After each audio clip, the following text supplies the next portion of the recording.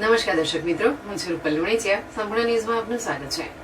જિંદગી ના મિલેગી દોબારા હેલ્પલાઇન દ્વારા 4 વર્ષમાં 181 લોકોનું સફળ કાઉન્સેલિંગ કરીને તેઓને આત્મહત્યા કરતા અટકાવવામાં આવ્યા હતા અને તેમના જીવનમાં બદલાવ લાવવામાં આવ્યો હતો. તે બદલ સૌ ટીમ મેમ્બર્સને અભિનંદન આપવામાં આવ્યા હતા.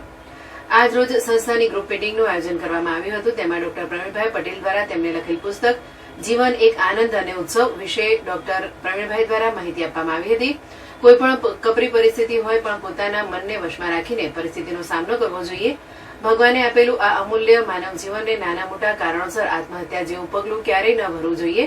મનમાં આવો વિચાર આવે ત્યારે પોતાના કુટુંબીજનો, મિત્રો, સ્નેહીજનો, જિંદગી ના મિલેગી દોબારા હેલ્પલાઇન તથા ગવર્નમેન્ટ હેલ્પલાઇનનો સંપર્ક કરવો જોઈએ. આજની મીટિંગમાં હેલ્પલાઇનને વધુમાં વધુ લોકો સુધી પહોંચાડવા માટે social media, Facebook, Instagram, WhatsApp, વર્તમાનપત્ર, TV, news channel, FM radio જેવા અલગ અલગ માધ્યમનો ઉપયોગ કરવા વિશે મીટિંગમાં ચર્ચા કરવામાં આવી હતી. નવરાત્રી દરમિયાન વિવિધ ગરબા મંડળના બેનર્સ લગાવવા અને આગામી દિવસોમાં વિવિધ કોલેજ, સ્કૂલ તથા સંસ્થાઓમાં સેમિનાર કરવા વિશે ચર્ચા કરવામાં આવી હતી. આજની મીટિંગમાં ગ્રુપના ડોક્ટર પ્રકાશભાઈ મોદી, જયેશભાઈ સોની, ડોક્ટર પ્રવીણભાઈ પટેલ, તેજસ ચૌહાણ, ધ્રુવ ગુપ્તા, ડોક્ટર પરેશભાઈ પટેલ, મહેન્દ્રભાઈ મોદી, રાજેશભાઈ મોદી વગેરે મિત્રો હાજર રહીને આજની મીટિંગને સફળ બનાવી હતી.